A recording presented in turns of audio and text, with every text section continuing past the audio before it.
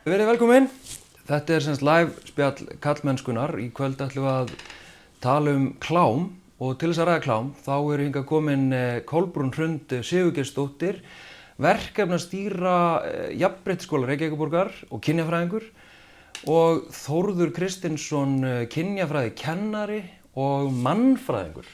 Ekki rétt. Verið velkomin. Takk. Byrjum bara á spurningana því að mér skilst að kynjafræðikennarar og feministar hati klám. Af hverju hatið þið klám? Góð spurning. Þetta byrjaði í æsku. Nei, ég myndi nú kannski ekki segja við höfum klám. Við erum alltaf móti gagnrýnin á klám. Við viljum endilega auka umræðan klám. Við viljum að klám sé, umræðan klám sé hluti af bara svona almennri kennslu kynheilbrigði. Og svo þetta líka að þegar maður byrjar að tala eitthvað svona eins og klám, þá skiptir þetta aldrei miklu máli að vera með hugtökin á hreinu og vera sammála það hvað það er sem við erum að ræða í raun og veru. Til dæmis í kynjafræði áfangarum sem ég kenni þá skoðum við klám. Við skoðum þetta sem fyrirbæri til þess að rannsaka, við erum ekki að horfa á klám. Ekki mikið.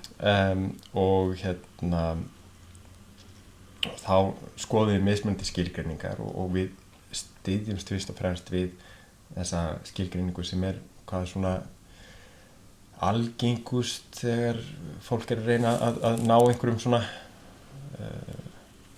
ná einhvern veginn utan hugtakið, og það frá Diane Russell sem með þessa skilgreiningu, ég man ekki orðrétt, en inntakið þetta að það sé kynferðislega örvandi efni þar sem felur í sér einhvers konar niðurlægingu eða ofbeldi, þannig að það sé hvatt til þess eða það allavega látið óreitt. Já, svona þetta valda og efavægi. Við gerum alveg skýran greinarmun á erótík og kynlífi versus klámi. Þar sem að erótík og kynlíf snýst samþykki og virðingu og allir eru með, en klámið sé einhvern veginn þannig að eitt sé alltaf að græða kostnað einhvers annars í rauninni. En erótík í umferð í dag? Er eftirspurn eftir erótík?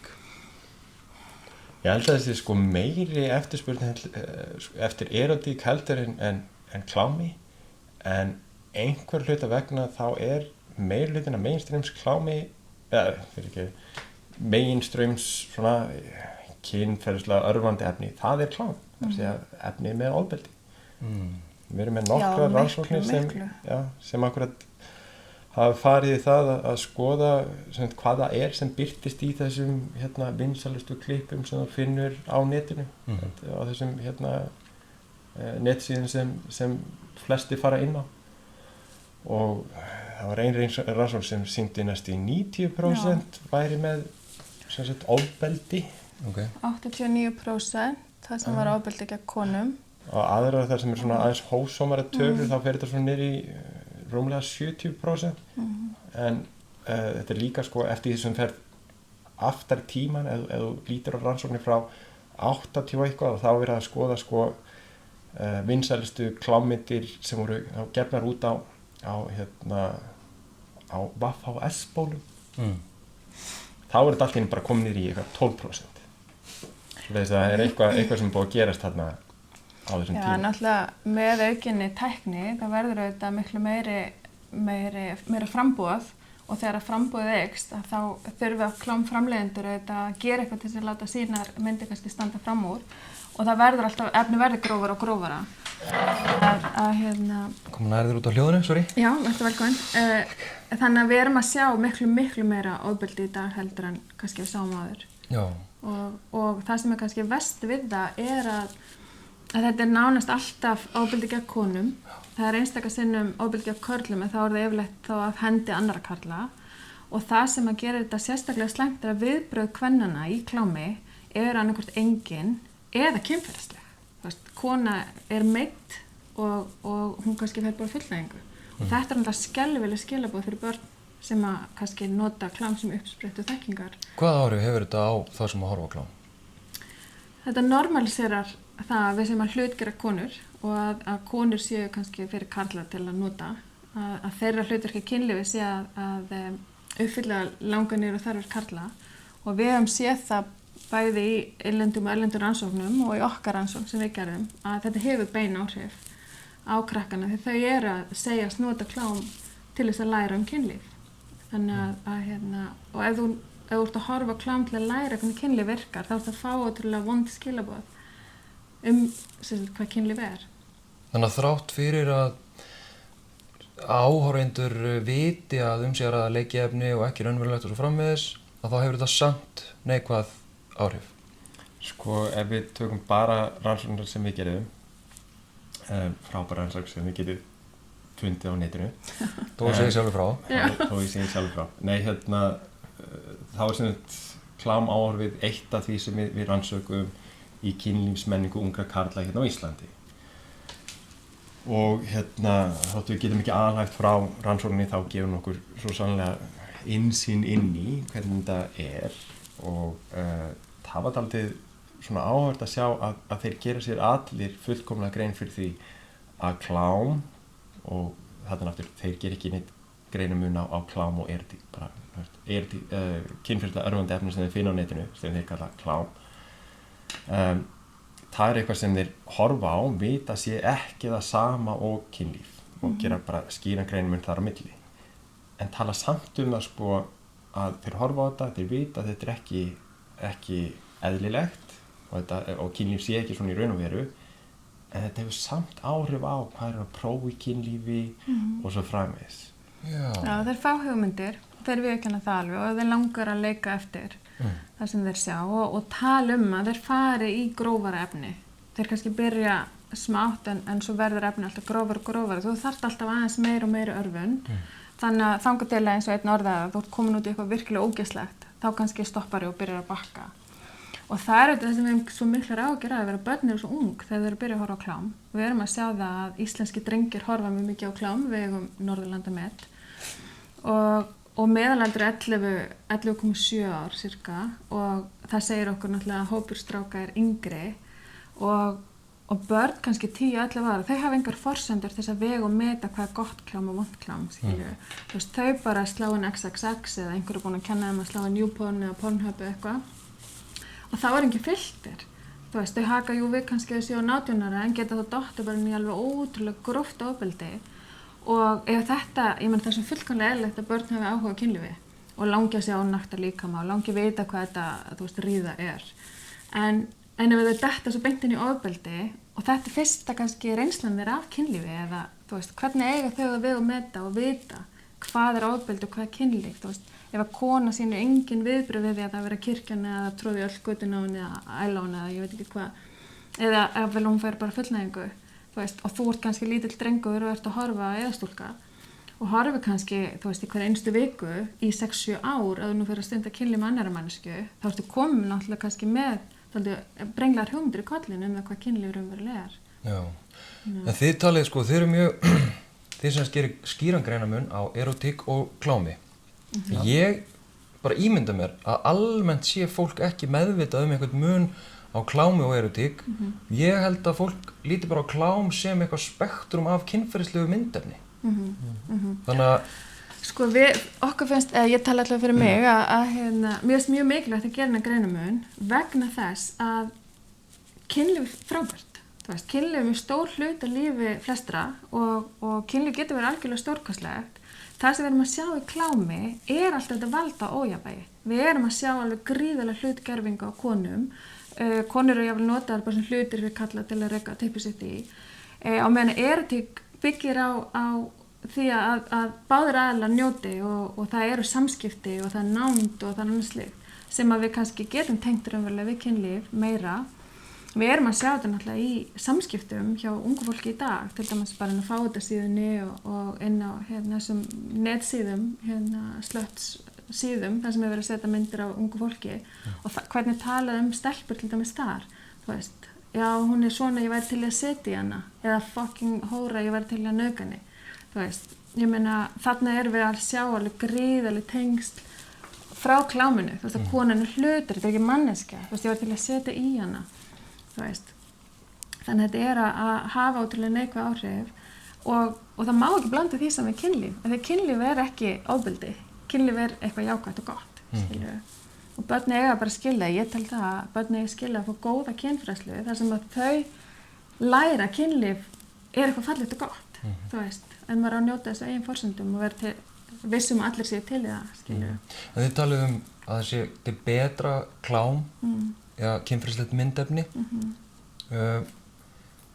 Segjum að ég sé 13 ára og ég er eitthvað forvitinn fyrir á netið, hvað á ég að gera? Mjög góð spurning. Ég veit ekki, ég held að þetta sé mjög vandfundið á netinu. Bara, nú þarf þetta að fá einhvern annan sérfræðing í heimsókn sem getur sagt þér hvar hægt að finna þetta, sko. Einlegin er að sleppa því, því að þú þarft ekkert að horfa á klám, öfugt í það sem við sáum í rannsóknum hjá okkur, það sem allir strákarnir tölum það að það væri ekki eðlilegra í bara heimi heldur en að allir strákar horfðu á klám og ef þú horfir ekki á klám þá ertu bara eitthvað skrýtin. Það ertu eitthvað skrýtin. En það er líka ákveðin pressa, af því að maður hefur alveg hitt líka strákar sem segjast ekki horfa á klám og ekki fá neitt út úr því, en það er ógeðslega erfitt að koma fram gagnvart hópnum og segjast vera, þú veist, sá sem fílar ekki klám. Þú vilt alltaf einhvern veginn samsvara hópnum sem þú ert í. En þetta er til alls konar, þú veist, það er til fallegar nektarmyndir, þú veist, ég bendi stundum grunnskólanum á skoða Big Mouth sem er svona teiknaðir svona kynfræðslu þættir í rauninni, sem eru alveg pínugrófir. En ég myndi ekki mæla með því að ung börn færi að fara í gegnum allt netið að leita sér að góðu klámi, sko. Þú mælir ekki með því? Ég mæli ekki með því. Ég held að þetta svipti mörg börn sakleysinu bara allt og hratt, því að það er svo margt ógeðslega ljótt um það. Okay. En haldið að þetta tengist einhverju leyti karlmennsku hugmyndum? Haldið að klámið hafi áhrif á einhverju karlmennsku hugmyndir? Klárlega. Já. Og þetta er svona eitthvað sem hefur áhrif á hvort annað. Fyrst til dæmis þetta sem við nefndum á, þú ert ekki alvöru karlmaður nema þú horfir á klám og það er þú ert eitthvað mjög skrítinn ef þú horfir ekki á klám. Það var eitthvað sem við fengum mjög skýrt í gegn hjá okkar viðmældum. Og síðan frá kláminu þá fá þessi strákar þessar hugmyndir að þeir eru sífellt að vera til í tuskið. Þú ert alltaf að vera tilbúin í kynlíf. Og síðan áttu þetta að vera vaksin niður eins og klámyndastjarna og köttaður í hel og rakaður og tilbúin í bara myndatöku. Og þú átt alltaf að vera með valdið. Já. Þeir eiga sína frumkvæði, þeir eiga alltaf að vera græðir og þeir eiga að stjórna. Af því að einhvern veginn skilaboðin í kláminu er það, þú veist, að karlmaður stjórnar. Þetta snýst hans ánægju. Og til dæmis þegar ég fer út og hitti grunnskólanemendur að er ég að rugla hljóðið núna? Já. Mögulega. Afsakið. Ég ætlaði að laga hárið. En þegar ég hitti grunnskólanemendur að þá vitaðu til dæmis, eru þau öll einhvern veginn á því að þessi fullkomlega eðlilegt að stelpur séu að totta. Þú veist, þau eru öll alveg með þá, vilja ræða tott og stellingar og annað slíkt. En vita kannski ekki hvað snýpur er. En þeim finnst til dæmis og það er alveg svona fyrsta sem þau læra í kláminu, að stelpur veita strákum munnmök. Það sem við eftir á móti sáum til dæmis í okkar rannsókn var að strákarnir eru alveg líka orðin þreyttir á því að þurfa alltaf að vera græðir, að þurfa alltaf að sína frumkvæði. Þeim langar alveg líka stundum að þurfa ekki að gera það.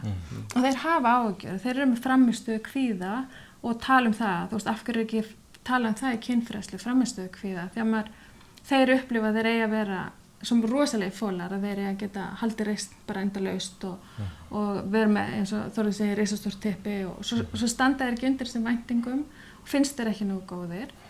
Og við vorum að heyra sögur af því til dæmis að strákar vera að kaupa sér stinningarlyf, ungi strákar bara á Facebook og það þetta segir okkur að það er eitthvað ekki gott í gangi, sko. Að þegar ungt fólk að fara að ágræði að standist ekki að því að það er ekki eins og klámstjarna í rúminu. Að það eru skilaboðin eitthvað skekkt, sko. Var þið til að útskýra fyrir mér að því það er oft svona hugtök sem að fljúga og tengt alls konar umræðu. Klámvæðing er eitt hugtak. Getið þið útskýrt það fyrir mér? Svona á mannamáli. Sko, þetta nefnilega, það ekki sama fólki sem fór að búa til þessu skilgreiningu á hvað klám og hvað erotík og síðan það sem kom með þetta, hvað klámvæðing. Okay. Pornification, klámvæðing á ensku, aðeins eldra hugtak heldur en skilgreiningin sem Diane Russell kom með til dæmis og það í rauninni sem sagt hvernig orðfæri, myndmál, bara þemu úr klámi að smeygja sér inn í okkar svona eðlilega, þetta hversdagslíf okkar. Þú veist, við horfum á tónlistarmyndband og við erum ekki alveg viss, ég að horfa á klámmyndband eða nei, þetta bara Nicki Minaj að hrista rassinn og eitthvað svona. Svona þegar við maður íta líka undir þessa til dæmis senu að því mjög gjarnan í klámvæðingunni sjáum við þetta, konur þóknast manni. Við sjáum endalaust af auglýsingum þar sem konur setja eitthvað upp í munnin sinn. Það er alltaf að vera í þessum munnmökum sem konur að veita körlum. Konur að tróða eitthvað upp í munnin eða með eitthvað milli brjóstana eða það er eitthvað leiðinni inn í legunginn þeirra, þú veist, ylvatn til dæmis. Það er alltaf að vera í að karl sé að taka konu. Þú veist, þetta er eitthvað við erum að taka þessar tákmyndir úr kláminu, þú veist, það er þessi gigantíska hlutgerfing kvenna sem við erum að sjá í auglýsingum. Þú veist, við erum bara að nota konu sem hlut. Og við erum að normalisera þetta. Þú veist, að það er það sem að gerist, að við hættum að veita þessu athygli þegar við vorum vön við að sjá þetta alls staðar. Og það er auðvitað rosalega vont þegar við erum fann að normalisera það að kona sé fyrst og fremst kynver og svo manneskja, en ekki bæði, skilju. Leiðir þetta af sér hugtakið nauðgunarmenning sem ég hef líka heyrt?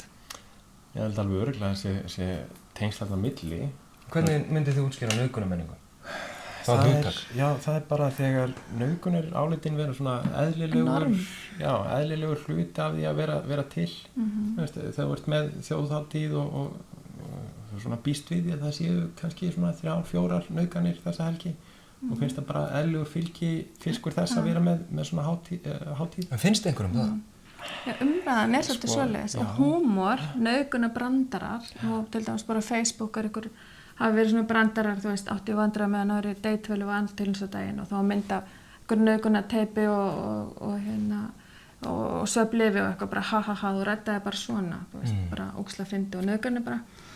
Og þegar við svona beitum til dæmis því að setjum kynlíf upp sem ofbeldi, eins og bara núna til dæmis í Klaustursmálinu, að eitthvað kona sé óþolandi og þau bara refsa henni með ríðinni, skilur, það hefur ekkert með kynlíf að gera, það er ofbeldi. Þú veist, það er að þagga niður í henni með því að ríða henni. Þetta er náttúrulega bara pjúra nauðgunarmenning, þú veist, af því að þetta snýst ekkert kynlíf, þetta snýst ofbeldi. Þú veist, og hvernig þaggar niður í konu, þú veist. Og það myndi ég segja að væri partur af svona nauðgunarmenningu og við erum að normalisera þetta eitthvað neina.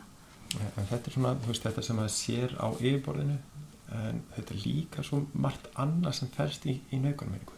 Það er til dæmis hvernig við hugsum þolendur kynferðisofbeldis að þau sem verða fyrir slíku eða á einhvern nátt skili það sé eitthvað sem þau gerðir verknaður ætla að segja og síðan líka þetta sko hvernig dómskerfið hefur tekið á kynferðisofbeldi þetta hefur verið svona hvernig?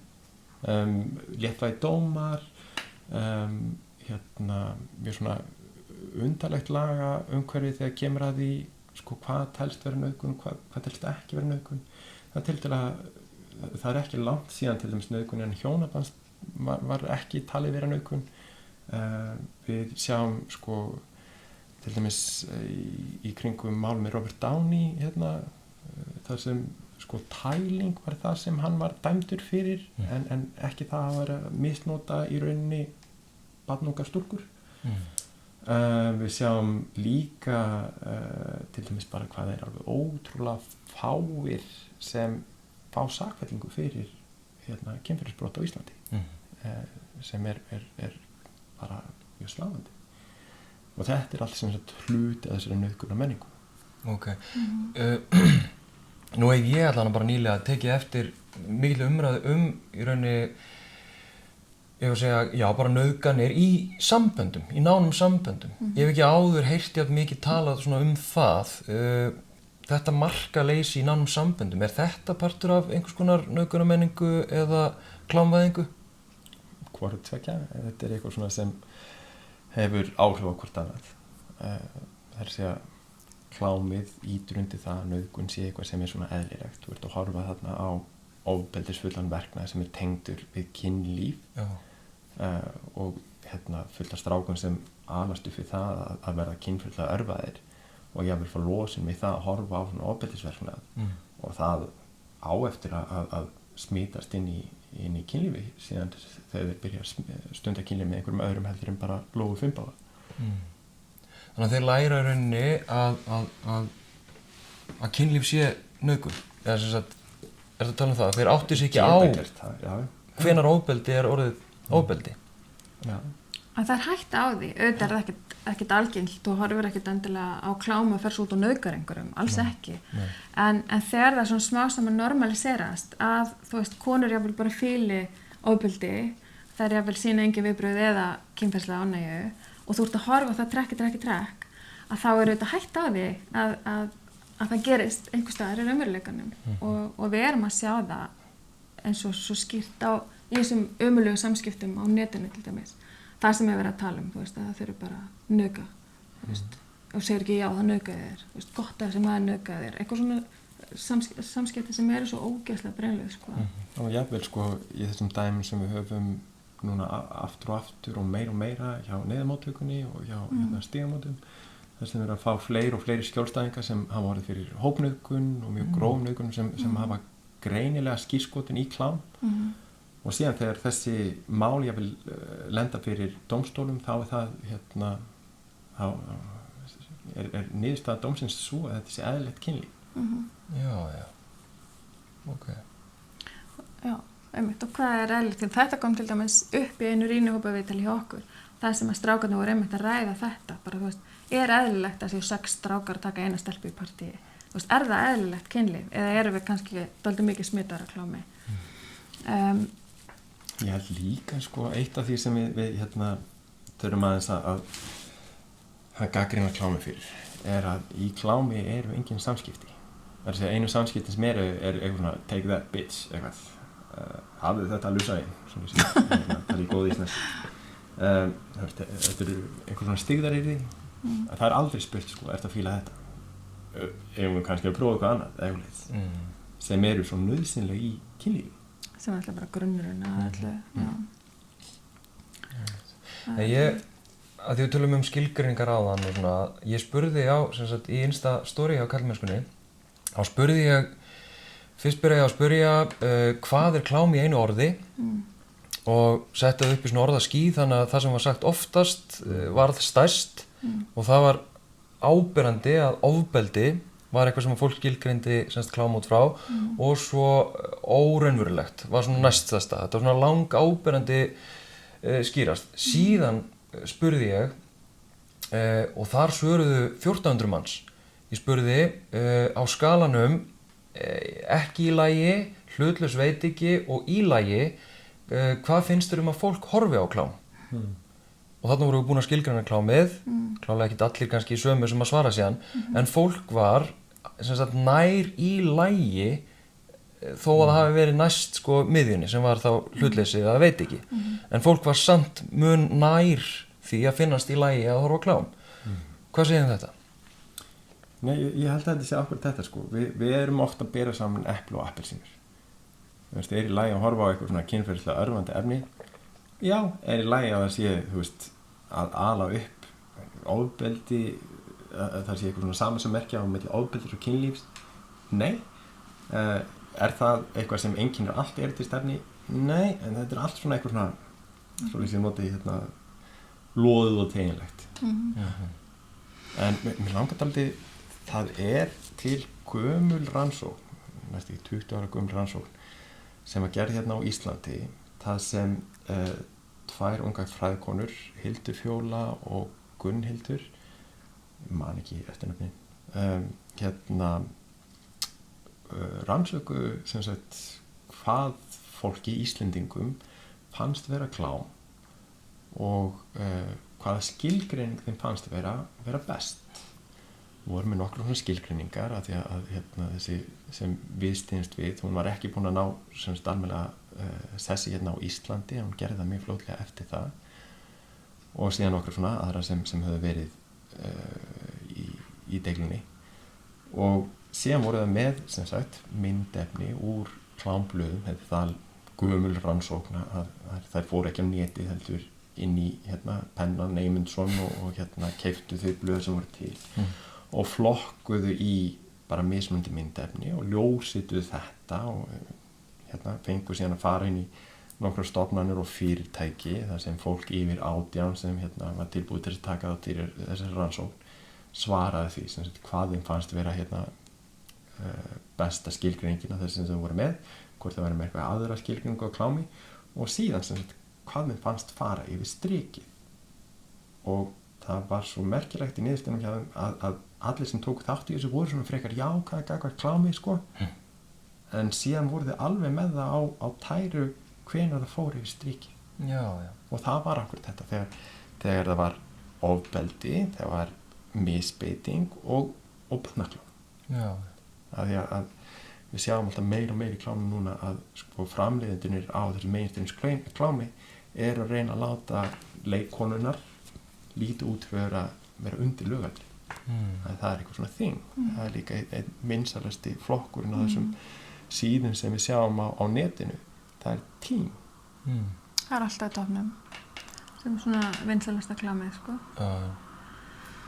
og það er auðvitað ótrúlega brenglað sko auðvitað ef maður hugsa barnaklám er auðvitað ekki til þú veist, ef þú sér barn í kynferðislegum athöfnum þá er það barnaníð en það er samt eftirspurn eftir þessu og samkvæmt bara tölfræðinni þá er til dæmis barnaklám googlað alveg óheyrilega oft þú veist, alveg bara yfir 100.000 sinnum á hverjum einsta degi og það er auðvitað óhuggulegt en til þess að koma til móts við þetta þá er þetta teensklám búið til og til dæmis bara á stærstu síðunni þar getur við valið til dæmis bara teens og þar getur við valið bara flokk sem heitir abusive teens sem gengur bara út af það misnota viðkomandi og þar heita myndirnar þú veist First Time with Daddy og It's Okay She's My Stepdaughter og svo framvegis þetta getur bara 10 ára gömul börn dottið inn á skilur við þarna erum við náttúrulega þú veist á okkurum rosalega skrýtnum siðferðislegum mörkum en það er alltaf verið að reyna að ganga lengur og lengra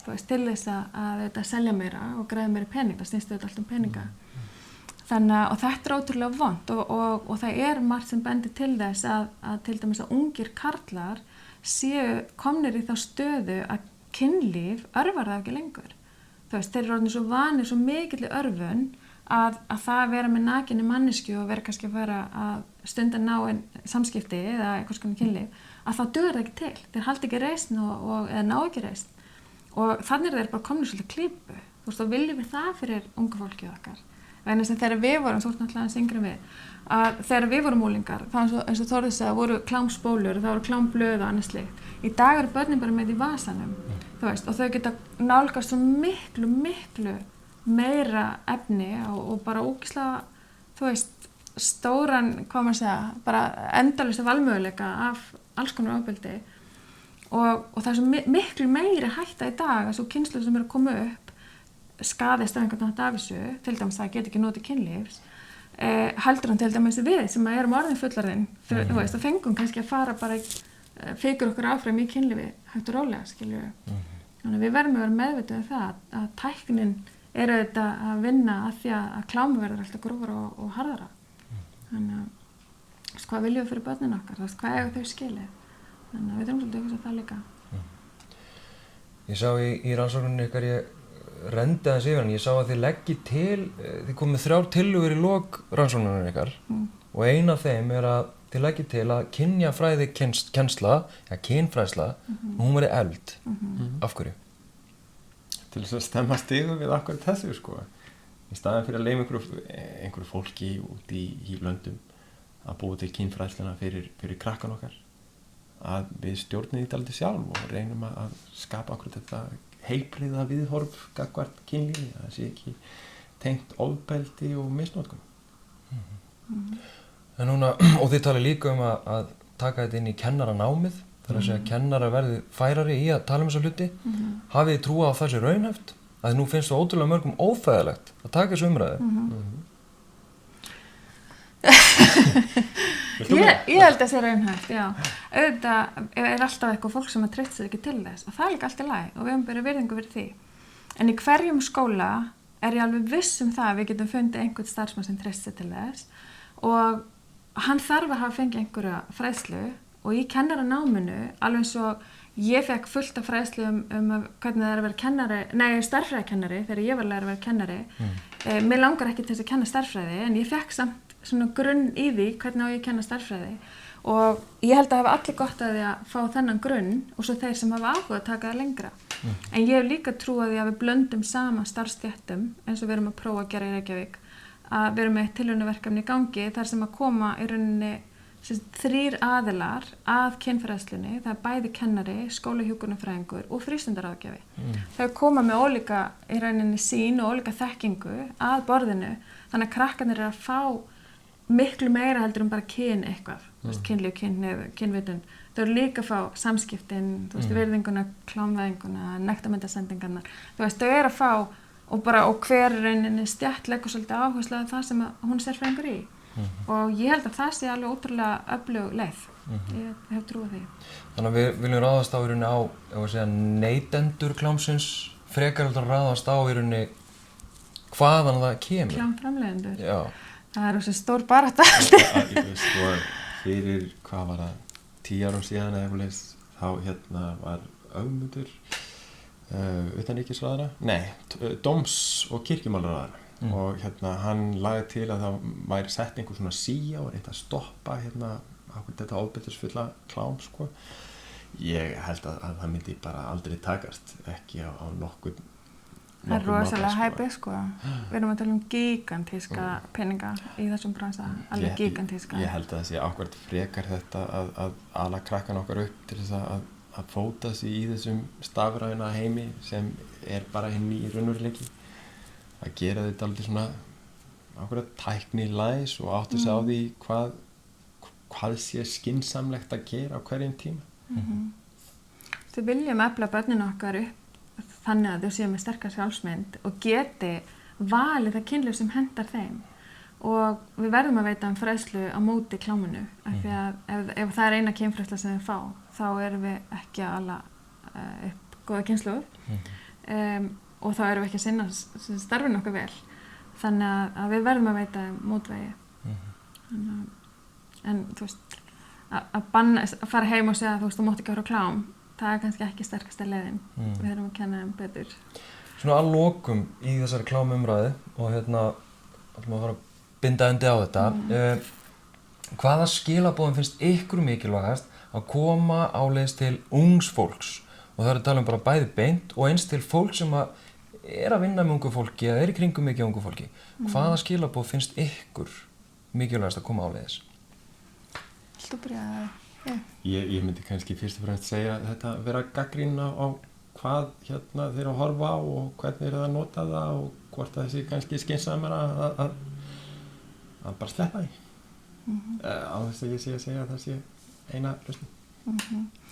Ég myndi segja sko við ungt fólk myndi ég segja þið eigi miklu betra skilið og sérstaklega við stráka þið eigi skilið kynlíf með tilfinningum ekki þá þarf ekki að bera tilfinningar til allar sem þú sefur hjá en þú átt að skilja að vita að kynlíf snýst ekki bara það að skora og safna í sarpinn þú átt að kynlíf getur verið svo miklu meira og þú þarft ekki alltaf að vera græður og þú þarft ekki að hafa risastórt typpi til þess að geta notið kynlífs við stelpur vil ég segja þegar ég jafnar rétt og strákar og þetta erum við að tala ótrúlega gagnkynhneigt núna en þetta bara á við alla ég meina ungt fólk á bara skilið að fóta sig áfram í kynlífi og njóta þess á allan hátt en þau að gera það á eigin forsendum ekki annara, maður á ekki að þóknast öðrum til þess að hinum líði ógeðslega vel og við vorum að sjá það, ég sá það í minni rannsókn þegar ég talaði við ungar stelpur að þær voru ofta að láta undan strákum til þess að halda þeim góðum en leið svo sjálfum illa á eftir það er ekki verið þannig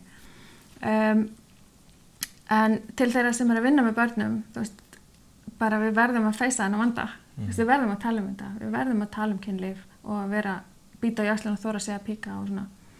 Þannig að því að ef við ætlum að skilja börnin þá verðum við að fara átt okkur á hver þeirra veruleiki. Klám er mest googlaða orðið heim, er það ekki? Svona hér Hér ég á ennþá eftir að finna eitthvað orð sem er meira googlað. Ég hef ekki fundið neitt orð sem er meira googlað. Þú veist, það er hægt að sjá þetta inn á Google Trends að það skorar mjög hátt. Þannig að þetta er stór veruleiki. Takk hérlega fyrir komuna og spjallið. Takk fyrir að bjóða okkur. Já. Nú getum við farið að slaka á. Nú getum við að slaka á.